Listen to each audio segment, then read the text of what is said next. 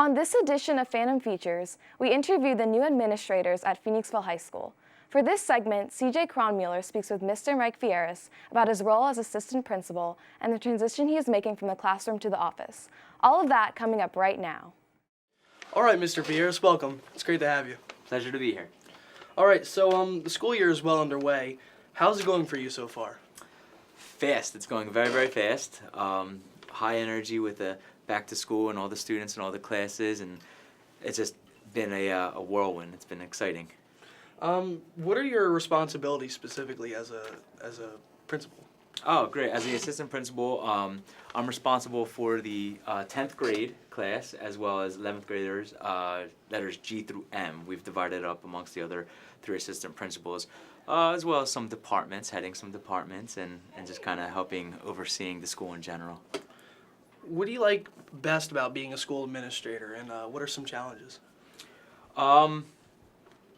That's a tough question. The best thing, there's so many great things about being an administrator. I think one of the greatest things, I have the ability not just affect one classroom or a group of students, but I have the ability to manage and help support every student, every teacher, every stakeholder in a building. And I think that's it's a very rewarding feeling.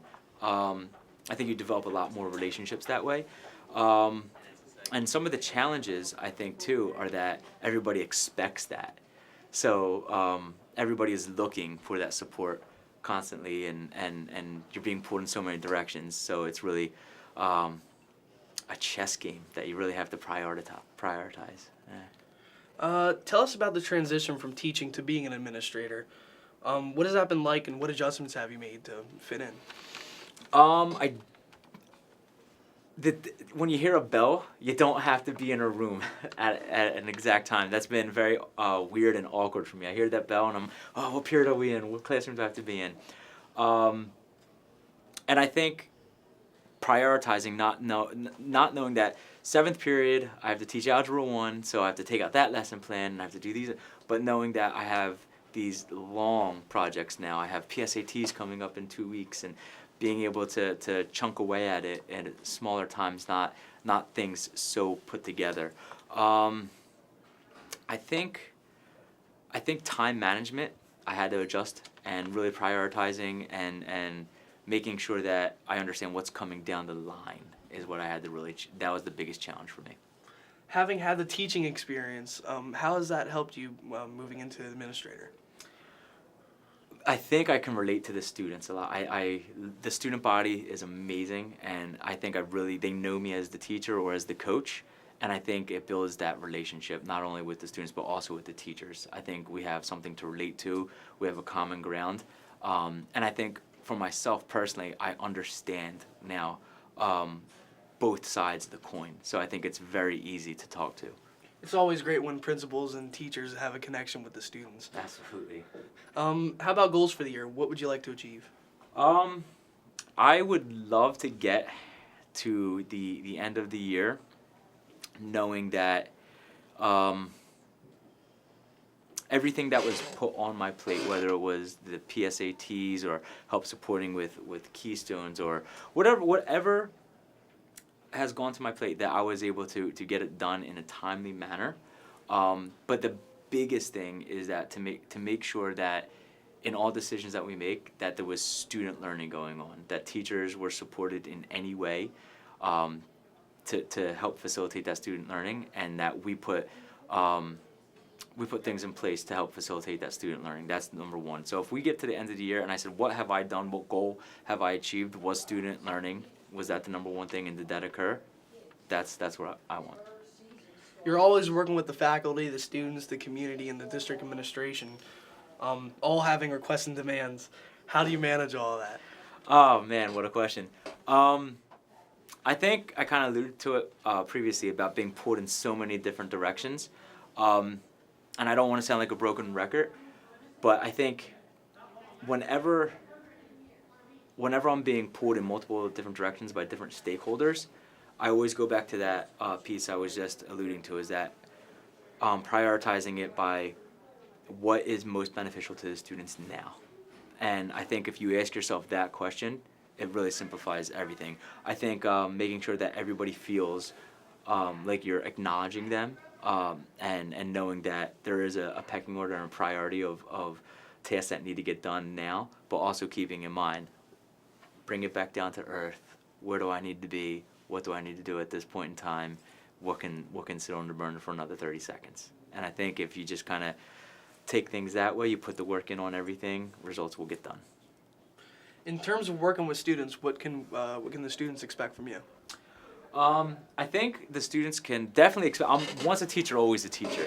So if a student ever came to me and said, "I'm not getting this algebra thing," I will be the first one to just whoosh, and just let's get back down to it. But I think I'm always going to be there to support them in anything they need, whether it's educational, social, emotional, sports. I will always be there to support the students' growth. I think another thing they'll be able to expect from me is to be strict but fair as an administrator. I want students to know that whether you're a former player, a former student, there will be consequences if you're in a situation that deserves consequences, but there will be rewards if you're in a situation that deserves a pat on the back and rewards. And no matter who you are, I want to have the same method and the same idea translate from student to student. But I also want them to see me as somebody that is doing it for their benefit, for learning to take place, whether it is education or discipline. And turning the question around, what can you expect from the students? That right there, that's a very unique question, and I really like it because I was teaching here for a few years before being an administrator, and I expect the same thing from the students now as I did when I was in my classroom. This is a learning community, and it's our community. The number one thing is that learning process, but I just want us to respect each other. I want them to respect me just as much as I respect them. I want them to care for me and this community as much as I care for them and the Phoenixville community. So really, just that same thing that I preached in my classroom. This is our community. This is our neighborhood. Let's treat it as such, whether it's the classroom, this school, or the district as a whole. Let's just treat it like we're all family. Tell us something about yourself that the students in the community might not know. Something that they don't know. I feel like I'm an open book. I feel like I talk to people about everything. Something we may not know.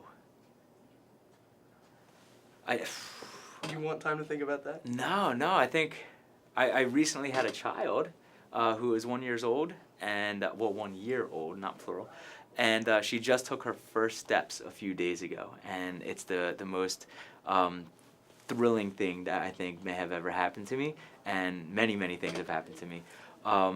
But that might not be the answer you're looking for. So if you want to talk, please feel free. Come and I'll tell you anything. No, that's fine. I remember when my little cousins, my baby cousins, just started walking Yeah. and talking. So that was always a thrill to see that. Yeah, absolutely. It was great to have you and great to talk to you today. It's been a pleasure. Thank you very much. Yep.